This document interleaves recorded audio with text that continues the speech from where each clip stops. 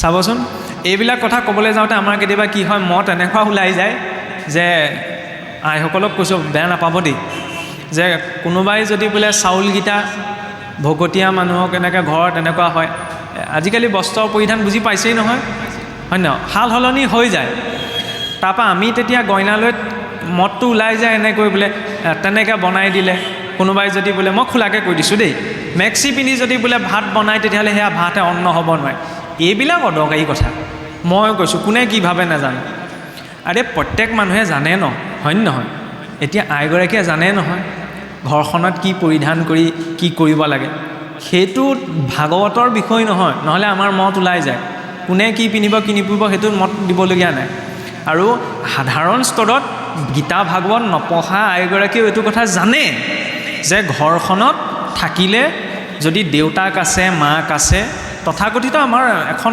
অসমীয়া সমাজৰ কথা কৈছোঁ ন তেতিয়া কেনেকৈ থাকিব লাগে হয় নহয় সেইটোত শিক্ষা দিবলৈ ক'বলৈ মাত মাতিবলগীয়া কোনো কথা নাথাকে নহ'লে এইটো মাত মতা গুচি যায় আৰু যদি শুনা নাই তেতিয়াহ'লেতো কৈও লাভ নাই হয় নহয় পুৰুষৰ ক্ষেত্ৰতে হওক স্ত্ৰীৰ ক্ষেত্ৰতে হওক সেইটো বেলেগ কথা কিন্তু আচল আমাৰ কথাটো হ'ল কি তাত যে ইমানখিনি নীতি নিয়মৰ কথা কোৱা হৈছে কিয় কাৰণ অন্নমুঠি যিটো ভাৱ এনভাইৰনমেণ্টত পাক কৰা যায় ন সেই ভাৱটো অন্নমুঠিয়ে গ্ৰহণ কৰে সেইকাৰণে বস্ত্ৰ পৰিধানত যিয়ে নাথাকক কাৰণ সেইটোত আজিকালি মত দিব নোৱাৰি আমি অসমীয়া সমাজতে বাহিৰলৈ গ'লেতো বেলেগ হৈ যাব ন গতিকে ন্যূনতম সেইটো কথা সকলোৱে জানে সেইটোত মত দিব নালাগে মাজতে বাৰে প্ৰতি এইটো কথা এইকাৰণে আনিছোঁ কাৰণ কিছুৱে মত দি দিয়ে এনেকৈ কৰিব নালাগে আৰে কাৰোবাৰ ছিটুৱেশ্যন বনিব পাৰে তেনেকুৱা হয় নহয় যেনেকৈ হস্পিটেল গ'লে বুজি পাইছে নহয় তাত আকৌ ধৰি লওক এতিয়া মই ধুতি পিন্ধি আছোঁ হস্পিটেলত মই ধুতি পিন্ধি নাথাকিব অপাৰেশ্যন কৰিব লগা হ'লে বুজি পাইছে এনেকুৱা ধৰণৰ পৰিৱৰ্তন হ'ব পাৰে সেইটোত গৈ পেলাই ৰৈ দিবগৈ নালাগে মূল কথাটো হ'ল কি এই নীতি নিয়মখিনি কিয় দিলে বাহিৰৰ মন্দিৰবিলাকত যেতিয়া ভাত বনায় আনি পেলাই মন্দিৰত ভোগ ৰূপত অৰ্পণ কৰেহি কিন্তু আমাৰ বৈষ্ণৱ পৰম্পৰাত তেনেকৈ ধৰি লওক ভাত অৰ্পণ নকৰেহি কিছু বিশেষ সত্ৰ আছে য'ত ভোগ দিয়া যায় সিদ্ধান্তৰে কিন্তু চলিত বৈষ্ণৱ সমাজত দিয়া নাযায় কিয় দিয়া নাযায় জানেনে এটা খুহুতীয়া কাৰণো আছে আমাৰ কি হয় বনাই থাকোঁতে লাহেকৈ অকণমানলৈ টেষ্ট কৰি চাই নাচায় কেতিয়াবা চাব লাগিব বোলে নিমখ হৈছে নাই হোৱা হয় নহয় নহ'লে ইয়াত যদি নিমখ কম হ'বলৈ পায় খাবলৈ দিয়াজনে নিমখ বেছি কৰি দিব নহয় হয় নহয় তেতিয়াতো অকণমান টনটোত নিমখ বেছিহে হ'ব বুজি পাইছে নহয় কেতিয়াবা তেনেকুৱা হৈ যাবও পাৰে সেইকাৰণে মিঠাই হওক তিতাই হওক মানুহজনে বনাওঁতে টেষ্ট কৰি চায় আৰু বোলে যেতিয়া আমি অকণমান বনাই থাকোঁতে খাই চাওঁ ন কোনোবাই নাচাব পাৰে কিন্তু সচৰাচৰ মানুহেতো এনেকুৱা এটা অভ্যাস কিবা এটা বস্তু বনালে প্ৰথমতে টেষ্ট কৰি চায় বোলে মিঠা তিতা ইত্যাদি পৰিমাণ আছেনে নাই চাওঁতে কি হ'ব উচিষ্ট হৈ গ'ল মই যেতিয়া খালোঁৱেই আকৌ ভগৱানক দিবলৈ নাথাকে ন উচিষ্ট বস্তু ভগৱানক অৰ্পণ নহয় মহাপুৰুষে ক'লে গোপাই টেষ্ট কৰি যদি থাকিব লাগে ন চৰুত দিওঁতেই দি দিয়া সেইটো এটা কথা আৰু এটা খুহুতীয়া কাৰণ এনেকৈও আছে কিছুমানে খাওঁতে এনেকুৱা ধুমুহাত খায় ন তেনেকৈ বৰদৈ চিলাও নাহে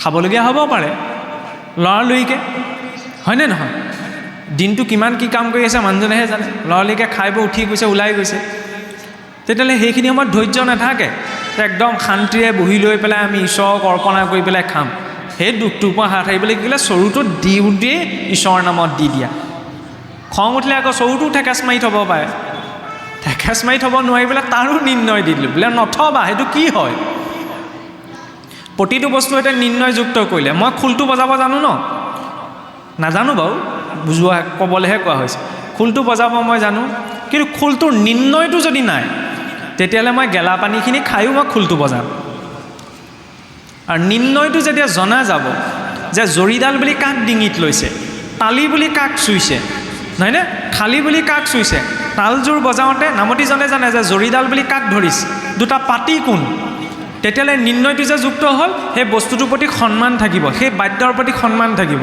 ভগৱানৰ প্ৰতি যিটো সন্মান সেই বাদ্যৰ প্ৰতি সমান সন্মান থাকিব কিন্তু যদি য'ত নিৰ্ণয়টো নাই তাততো সেইটো সাধাৰণ বাদ্য বুজিছেনে চৰুটোৰ ক্ষেত্ৰতো তেনেকুৱা নিৰ্ণয় নাই চৰু এইটো পাত্ৰ কিটো সেইকাৰণে সন্মানৰ বাবে নিৰ্ণয়টো যুক্ত কৰিলে আগতেতো উধান সংসাৰৰ তিনি তাপৰ মাজতে তাপিত হ'ব ন আজিকালিতো গেছ আহিলে অজ্ঞানেই বোলে খৰি জ্ঞানেই অগ্নি ধৰ্মই চৰু ভক্তি ৰখেই জল তাত গুৰু বাক্যৰে চাউল মুঠি দিব হৈ গ'ল ভক্তি সেয়াও যজ্ঞ হয়নে ইয়াত যিটো কাম হৈ আছে পাকঘৰটো সেইটো কামেই হৈ আছে।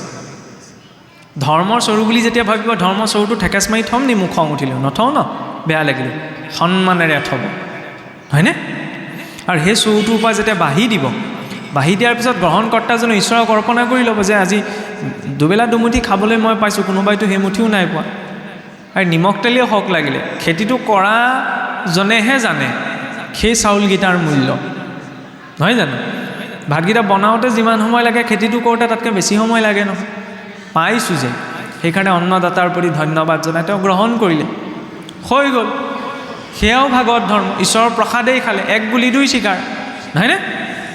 খোৱাৰ পাছত যেতিয়া গধূলি শুবলৈ যাব, শুওঁতেও নিৰ্ণয় দি দিলে। আজিকালিতো আমাৰ টোপনি নাইকিয়া হ'ল। আগতে গাঁও সমাজত কি হয় জানেনে? মানুহ শুব নোৱাৰে। কিয় শুব নোৱাৰে জানেনে? কুকুৰে চিঞৰে, কুকুৰটো কুকুৰে, শিয়ালবিলাকৰ পৰিবৰ ঢেৰ আছিল, জংঘলবিলাক বেছি আছিল নহয়। এতিয়াতো গাড়ী মটৰ আৱাজ যেনিবা নগৰত, আগতে গাঁৱৰ সমাজত কি হয়, কুকুৰ শিয়াল এইবিলাকৰ চিঞৰ পৰা মানুহৰ টোপনি ভংগ হৈ যায়। এতিয়া শিয়ালৰ পৰিমাণটো কমিলে চিঞৰি থকা কুকুৰকেইটাই আজিকালি ভাবে, কাৰণ আমাৰে কেইজনমান দুটা তিনিটালৈও সাৰ পাই থাকে, কামত সাৰ পাই থাকে, এইটো নহয়, এইটো ধুচুং ধাচাং চলি থাকে নহয়, এইটো বুজি পাইছে নহয়? কুকুৰটোও ভাবে আমিও শুলোঁ আৰু এইকেইটা এইটো হোৱা নাই, হয়নে? আৰু লগতে চিন্তাবিলাক আছে, শুবলৈ যাওঁ টোপনি নাহে। লগতে এইটোও কৈছোঁ আকৌ দেই বেকেটৰ ভিতৰত, চবৰে কৰ্মবিলাক একেই নহয়। কোনোবাই গোটেই ৰাতিটো সাৰ পায়ো নিজৰ কিবা কৰ্ম কৰি থাকিব পাৰে, নহয়নে? তাত আপত্তি নাই। কিন্তু যদি সাৰ পাইছে তেতিয়াহ'লে নিজা কিবা এটা কামৰ বাবে সাৰ পাব লাগে, হয়নে নহয়? মনোৰঞ্জনৰ কাৰণে সাৰ পাই কি লাভ? টোপনিটো যদি পূৰ নহয় কাইলৈ লাস্য লাগি থাকিব ন। মনোৰঞ্জন লাগে, কিন্তু চবৰে এটা লিমিটেড আছে, হয় নহয়? দৰৱটো মানুহে এটা লিমিটেডত খায়, গতিকে মনোৰঞ্জনটো লিমিটেডত ৰাখিব লাগে, হৈ গ'ল, আপত্তি ক'তো নাই ন। এতিয়া চাওক, শুবলৈ যাওঁতে আজিকালি মানুহৰ পটককৈ টোপনি নাহে, ভাগৰ লাগি থাকিলে বেলেগ কথা, কাৰণ দিনটোৰ চিন্তা থাকে, কাইলৈ কি হ'ব কি নহ'ব, জীৱনটো লৈতো আছেই। মানুহে শুব নজনা হৈ থাকিলে, সেইকাৰণে গুৰুৱে কি ক'লে? বিচনাখনৰো নিৰ্ণয় দিলে, হয়নে? বিচনাখনৰো সন্মান আছে।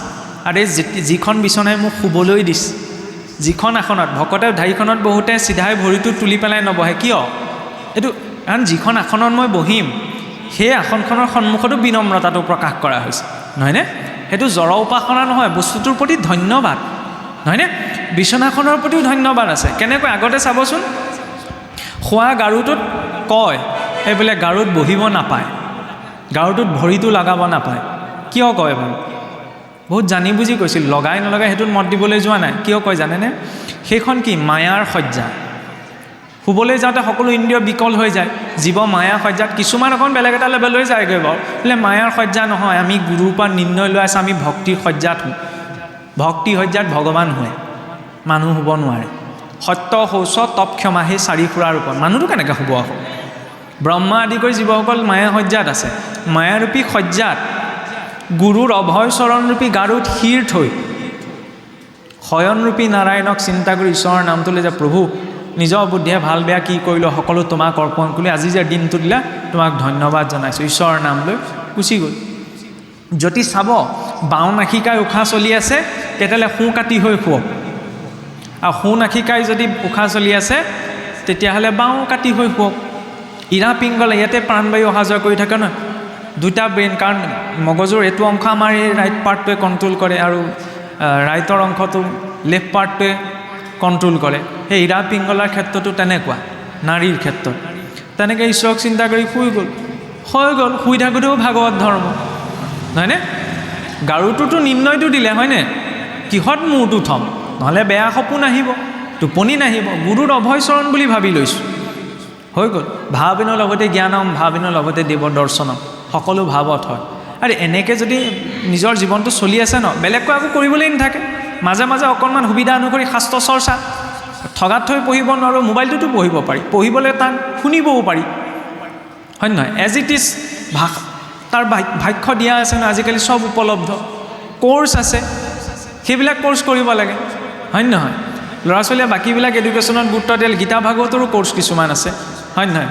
PG লেভেললৈকে আছে, PG বাদ দিয়ক PhD লৈকে আছে, গতিকে এইটো নহয়, আগতেহে মানুহে ভাবিছিলে এইটোৱে ভাওনা কৰি কি কৰিব, এই খোলটো বজাই কি কৰিব। এতিয়াতো সেইবিলাক পাৰফৰ্মিং আৰ্টছৰ ভিতৰত সোমাই গ'ল ন। মহাপুৰুষে সেইটো কৰিলে। কোনোবাই গান গাই ভাল পায় ন, গান গায়ো ভকতি কৰিব পাৰে, খালি সেই গানত আধ্যাত্মিকতাটো লাগে। কোনোবাই বোলে বাদ্য বজাইহে ভাল পায়, খোলডাল চব দি দিলে, বাদ্য বজাইও তেওঁ ভক্তি কৰিব পাৰে, আপত্তি নাই। যাৰ কোনোবাই নাচিহে ভাল পায়, নাচক। সত্ৰীয়া নৃত্যৰ পৰা আৰম্ভ কৰি যিখিনি দিলে ন, যোগ ব্যায়াম একোৱেই কৰিব নালাগে, কৰক। কোনোবাই বোলে থিয়ৰিটিকেল নলেজটোহে ভাল পায়, পঢ়ক, কিমান শাস্ত্ৰ আছে, নহয়নে? অকল বোলে সেইখিনি কৰি থাকিলে ন উপাৰ্জনৰ লগতে সেইখিনিও আছে, চব দি দিলে, খালি নকৰোঁ আমিহে। সেইটো লাগিব, যাৰ চেতনা যিটোত আছে, যিটো কৰ্ম সৈতে জড়িত, তেনেকৈ ইয়াক ডিৰেকশ্যন দি লৈ যাওঁ, হৈ গ'ল। ঈশ্বৰৰ ওচৰত অন্তিম সময়ত এটাই প্ৰাৰ্থনা, আৰু দীঘল নকৰোঁ, সন্ধ্যাও লাগিলে, বহুতখিনি সময় দিলে। শেষত আৰু এটা প্ৰাৰ্থনাৰ মই সামৰিম। কথাবিলাক এতিয়া কেনেকুৱা যে চাওক, আপোনালোকে ভাবি অহাৰ দৰে, বিচৰাৰ দৰে ইয়াত একো নাপাব পাৰে। মই যিখিনি কৈছোঁ, আপোনালোকে হয়তো যেনেদৰে শুনিম বুলি পাম বুলি ভাবি আহিছিলে, তাৰ 0.00001% একো নাপাব পাৰে। এইকাৰণেই নাপাব পাৰে কাৰণ আপুনি আপোনাৰ দৃষ্টিৰে ভাবিছে, আৰু ময়ো ইয়াত মোৰ দৃষ্টিকোণেৰে ইয়াত বহি থাকোঁতে মোৰ মানস পথত যিকেইটা কথা আহিল ন, তাৰ আধাৰতহে কৈছোঁ। মানে মই মোৰ চশমাযোৰেহে চাইছোঁ, আপোনাৰ চশমাযোৰে চালে পাৱাৰটো অকণমান তাত কম বেছি দেখিবও পাৰে, নহয়নে? কথাবিলাক ফটা কথাৰ নিচিনা। যিজনে কাপোৰ কানি ধুনীয়াকৈ পিন্ধি বহিছে, তেওঁক ফটা কথা নালাগে।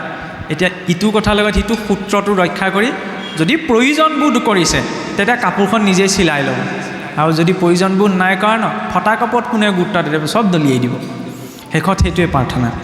ভগৱানৰ ওচৰতো ভক্তৰ সদায় এটাই প্ৰাৰ্থনা হৈ আহিছে, প্ৰত্যেকৰে জীৱনত এইটো লাগে, একো টান শ্লোক নহয়, যে অনায়াসে ন মৰণম, বোলে প্ৰভু মৃত্যুলৈকে গৈ আছোঁ যেতিয়া, অনায়াসে যাতে মোৰ জীৱনলৈ মৃত্যুটো আহে। আৰে ভগৱানক নামানো বুলি কোৱা মানুহজনেও জীৱনৰ শেষফালে ভগৱানক এইকাৰণেই মানিবলৈ আৰম্ভ কৰিব, যাতে প্ৰভু শান্তিয়ে মৰিব পাওঁ। শেষত গৈ সেইটোৱে ইচ্ছা থাকিব। ভাগৱতত আৰম্ভণিতে সেইটো কোৱা হৈছে, মৃত্যুটো যেতিয়া পামেই ন, অনায়াসে ন মৰণম, বোলে অনায়াসে মৰিব পাৰিলোঁ যদি কষ্টত জীৱনটো পাৰ হয়। সেইকাৰণে কি কোৱা গ'ল, বিনা দৈন্যেন জীৱনম, দৈন্যতাত নপৰাকৈ যাতে জীৱনটো পাৰ হয়। আমাৰ অসমীয়াত যে কয়, কাৰো ওচৰত হাত পাতিবলগীয়া নোহোৱাকৈ, হয়নে নহয়? সকলোৰে জীৱনটো বেলেগ বেলেগ, কাৰো জীৱনৰ সৈতে কাকো কম্পেয়াৰ কৰিব নালাগে। আমি তুলনা দিওঁ, কেতিয়াবা আমাৰ হৈ যায়, আমি যে কওঁ গান্ধীজীৰ নিচিনা হ'ব লাগে, সুভাষ চন্দ্ৰ বসুৰ নিচিনা হ'ব লাগে, শংকৰদেৱৰ নিচিনা হ'ব লাগে, আমুক তামুক, এইবিলাক অদৰকাৰী কথা। কোনেও কাৰো নিচিনা হ'ব নোৱাৰে। মই ব্যক্তিগতভাৱে যি মই সেইটোহে হ'ব পাৰিম, আপুনিও যি ন আপুনি সেইজনহে হ'ব পাৰিব। আৰু আমি চেষ্টাও কৰিব নালাগে, সকলোৰে জীৱনটো একেই নহয় ন, প্ৰত্যেকৰে জীৱনৰ পোৱা নোপোৱাবিলাক বেলেগ। আমি শ্ৰেষ্ঠজনৰ পৰা জীৱনৰ আদৰ্শটো ল'ব পাৰোঁ, নহয়নে? ভাল ভাল ব্যক্তিসকলৰ পৰা, হয়নে নহয়? গান্ধীজী হওক, বিবেকানন্দ হওক, ৰামকৃষ্ণ পৰমহংস হওক, নহয়নে? সুখদেৱ হওক, মহাৰাজ পৰীক্ষিত হওক, কোনোতো পৰীক্ষিত হ'ব নোৱাৰোঁ, কিন্তু আমাৰ লাগি থাকে কি পৰীক্ষিতৰ নিচিনা হ'বলৈ, কোনো নিচিনা হ'ব নোৱাৰে। আমি জীৱনত যি জমা কৰিছোঁ নহয় সেইটোহে হ'ব পাৰিম, খালি তেওঁলোকৰ পৰা আমি আদৰ্শখিনি ল'ব পাৰোঁ। আদৰ্শখিনি ল'লেই হ'ল, নহ'লেতো আমাৰ জীৱনত তুলনা দি থাকে, আমুকে আমুক কৰিলে, তামুকে তামুক কৰিলে, কি দৰকাৰ? চবৰে জীৱনটো একেই নহয় নহয়। বিনা দৈন্যেন জীৱনম, যিজন ব্যক্তি যিটো স্থানত যিটো মাৰ্গত আছে ন, সেইটো মাৰ্গতে থাকি বিনা দৈন্যতাত পাৰ কৰক। ঈশ্বৰৰ ওচৰতো সেইটো প্ৰাৰ্থনাই কৰা গৈছে, বোলে জীৱনটো সুখে শান্তিৰে পাৰ হৈ গ'ল, মৰোতেও বোলে কষ্ট নোপোৱাকৈ মৰিলোঁ, ঠিকেই আছে। অন্তিম সময়ত যদি ঈশ্বৰক পাহৰি থাকোঁ, তেতিয়া আকৌ গোটেই বজাৰখনেই শেষ। সেইকাৰণে তৃতীয়তে কি ক'লে, দেহান্তে তব স্মৰণ, প্ৰভু দেহৰ অন্তিম সময়ত তোমাৰ চিন্তন, হয়নে? প্ৰসাদম কুৰুমে প্ৰভু, এইকণ কৃপাই, এইকণ প্ৰসাদেই তুমি মোৰ জীৱনত দিয়া, হৈ গ'ল। খালি এই প্ৰাৰ্থনাটিক মেইনটেইন কৰি নিয়াটো আমাৰ দায়িত্ব। ঘৰটো মই ধুনীয়াকৈ বনাইছোঁ, মই বনোৱা নাই বাৰু, মুখত ওলাই গৈছে দেই, ঘৰটো তেখেতে ধুনীয়াকৈ বনাইছে, চাই ভাল লাগে ন, বৰ ধুনীয়া ঘৰ বনালে দেই। মেইনটেনেঞ্চটো আচল কথা ন, হয় নহয়? যদি মেইনটেনেঞ্চটো বৰ্তাই নাৰাখে, তেতিয়াহ'লে দেখিবলৈ বেয়া হ'ব। আৰু ভিতৰত থকা মানুহখিনিও যদি মেইনটেনেঞ্চটো ভাল নহয়, তেতিয়াহ'লে ধুনীয়া ঘৰটো বুলিব ইমান অদৰকাৰী হুলস্থুলেই লাগি থাকে, এনেকুৱাও হ'ব ন। কিন্তু তাৰ বিপৰীতে মই সেইটো বুজাবলৈহে কৈছোঁ দেই, তেনেকৈ ল'ব নালাগে আকৌ। তাৰ বিপৰীতে যদি পথৰ কাষত মাটি বাৰী নাই, বোলে অঘৰী মানুহ দুজনে তম্বু এটা তৰি বাস কৰিছে, কিন্তু তাতো যদি মেইনটেনেঞ্চটো আছে, তেতিয়াহ'লে আনে দলিয়াই দিয়া অৱশিষ্টখন খায়ো তেওঁলোকে শান্তিয়ে থাকিব পাৰিব, হয় নহয়? সেইটো কামনা কৰা নাই, মেইনটেনেঞ্চটো আচল কথা। ভক্তিটো তেনেকুৱা, প্ৰাৰ্থনা একেটাই সদায়, অনাই আছে ন মৰণম বিনা দিন জীৱনম দেহান্তে তৱস্মৰণম। কাৰণ এতিয়া আমি কি কৰি আছোঁ? আখৰা, ভাওনা অন্তিম দিনা হ'ব, হয় নহয়? আখৰা কৰি থাকোঁতে থাকোঁতে কেতিয়াবা কি হয়, ভাওনাৰ দিনা আখৰা কৰি থাকোঁতে বোলে ফুল বচন মুখস্থ আছে, কেতিয়াবা কি হয় বুজিছেনে? ভাওনাৰ দিনা যেতিয়া ঢেৰ দৰ্শক দেখা যায়, তেতিয়াহ'লে বচনৰ দুই এফাকি পাহৰিও থকা যায়। অন্তিম সময়তো যিখন ভাওনা আমি কৰিম, তাত যেনিবা এইসকল দৰ্শক নাথাকে, তাত কোন দৰ্শক থাকিব বাৰু? তেতিয়া স্পেচিয়েল দৰ্শক আহিব, হয় নহয়? বুজি পাইছে নহয়? ইপুৰীৰ পৰা কিবা পঠিয়াই বুলি যে কয়, এতিয়া সেইসকল দৰ্শকক দেখি যদি মই বচন পাহৰি থাকোঁ, ইয়াত ভকতৰ বচন মাতি আছোঁ ন, তেতিয়া পাহৰিবও পাৰোঁ। সেইকাৰণে এতিয়া কৈছে প্ৰতিটো জীৱনৰ পৰিস্থিতি সেই দৰ্শকৰ দৰে লোৱা, যাতে সেই সুখেই হওক দুখেই হওক সেইটো পৰিস্থিতিত ঈশ্বৰৰ চিন্তনটো, ঈশ্বৰৰ স্মৰণটো ব্যতীত নহয়। যদি হৈ থাকে ন, তেতিয়াহ'লে সেই দৰ্শকৰ মাজতো তেওঁক চিন্তা কৰি তৰি যোৱা পথটো প্ৰশস্ত হ'ব। এতিয়া আৰু দীঘলীয়া নকৰোঁ, দীঘলীয়াটো যথেষ্ট হৈ গ'লগৈ ন, ইমানখিনি সময় যে আপোনালোকে দিলে। এতিয়া চাওক, বাক্যৰ মূল্যও সেইকাৰণে বাঢ়িল যে ভাবি থকা হ'ল যে তেওঁ ভাগৱতৰ কথা ক'ব। ভাগৱতৰ কথা ক'ব বুলি ভবাৰ লগে লগে যদি কাৰোবাৰ বাক্যৰ মূল্য ইমান বৃদ্ধি পাব পাৰে, সংসাৰখনত কোনেও কাৰো কথা নুশুনাৰ প্ৰেক্ষাপটত আজি 2-3 ঘণ্টা ইমানখিনি সময় বহি শুনি আছে, তেতিয়াহ'লে সেইজনা ঈশ্বৰে দিয়া উপদেশখিনি জীৱনত যেতিয়া প্ৰযোজ্য হ'ব ন, জীৱনৰ মানদণ্ডটো কিমান বৃদ্ধি পাব, হয়নে? ফুলপাহ, গোলাপ ফুলৰ গছ এজোপা যদি বহুত গেলেকনিৰ মাজতো গজি আছে, ফুলপাহিত যদি ফুল ফুলি আছে, তেতিয়াহ'লে ভোমোৰাটো 1000 কিলোমিটাৰ আঁতৰৰ পৰাও দূৰ উৰি আহিব ন, লাগিলে গেলেকনিৰ মাজতেই নাথাকক কিয়, কাৰণ ফুল গছ হয়, ফুল ফুলিছে, নহয়নে? শুদ্ধতাটো, সৎগুণটোলৈ 1000 কিলোমিটাৰ দূৰৰ পৰা ভোমোৰাটো উৰি আহিব। কিন্তু গোলাপ ফুলজোপাত ফুল লগা নাই, মই ৰুই পেলাই চটৰ ওপৰত তুলি থৈছোঁ, ভোমোৰা বাদ দিয়ক, মানুহটোও চকুতো নাযায়, যাব জানো? নাযায় ন, কাঁইটীয়া গছ।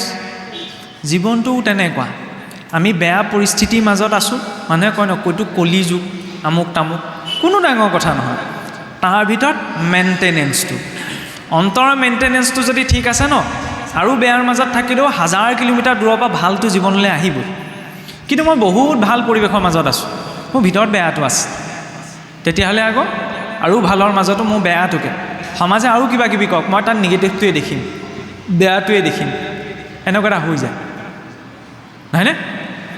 সেই তাতো মেইনটেনেঞ্চটোৱেই লাগে। ইংৰাজী শব্দটো সোমাইছে, অসন্তোষ নকৰিব, কাৰণ আমি ক'বলৈহে শুদ্ধ অসমীয়া, আমি শুদ্ধ অসমীয়া নকওঁ, ইংৰাজী সোমায়, হিন্দী সোমায়, উৰ্দু সোমায়, গতিকে সেইটো দুখ বুলি নাভাবিব দেই, মাজে মাজে 2-এটা অকণমান খেলি মেলি হৈছে আৰু। এতিয়া সদৌ শেষত পুনশ্চ আপোনাৰ সমস্তজনৰ প্ৰতি ধন্যবাদ জনাই এতিয়া উঠিব পাৰিব আৰু দেই, অথনিৰ পৰা ইমানখিনি সময় বহি থাকিলে নহয়। সকলোকে ধন্যবাদ জনাই আৰু এইকণ সুযোগ যে দিলে উদযাপন সমিতিৰ প্ৰতিও আমি কৃতজ্ঞতা প্ৰকাশ কৰিছোঁ। পুণ্য অনুষ্ঠানটোৰ সফলতা এইটো হ'ব নালাগে, যিহেতু কালিলৈও এজন ব্যাখ্যাকাৰক আছে, পাঠো হ'ব ন, তাৰপিছত ৰাতিলৈ ভাওনাও আছে, নহয় জানো? বোলে অনুষ্ঠানটো ভালে ভালে হৈ গ'ল দেই, বতৰ পানীও একো অসুবিধা নকৰিলে, ভকত সকলো আহিলে, ভাওনাখনো ধুনীয়া হৈ গ'ল, সেইখিনি ঠিকেই আছে।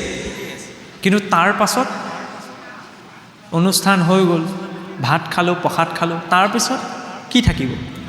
কি থাকিব? প্ৰশ্ন। ইয়ালৈ উত্তৰ ল'বলৈ অহা নাই, কিন্তু যি উত্তৰ ল'বলৈ আহে ন, তেওঁ আগবাঢ়িব নোৱাৰে, তেওঁ বহি যায়, জানিলোঁ বুজিলোঁ হৈ গ'ল আৰু মই একো জানিবলৈ নাই। কিন্তু যেতিয়া প্ৰশ্নটো সদায় থাকে, সেইটো মেইনটেনেঞ্চ, প্ৰশ্নটো যেতিয়া মেইনটেইন হৈ থাকে, তেতিয়া যাত্ৰাটো চলি থাকে অবিৰাম, আৰু সেই যাত্ৰাটো সেইদিনাহে শেষ হ'ব যিদিনা ঈশ্বৰ প্ৰাপ্তি হ'ব। গতিকে যাত্ৰাটো বৰ্তাই ৰাখিব লাগে, জনাৰ, বুজাৰ, কৰাৰ, হয়নে? সকলোৰে মনত সেই যাত্ৰাটোৱে বৰ্তি থাকক, সেই ভাৱনাৰে সমস্তজনৰ অগ্ৰত সেৱা জনাই আমাৰ বাক্য ইমানতে জ্যোতি পেলোৱা হৈছে। কৃষ্ণ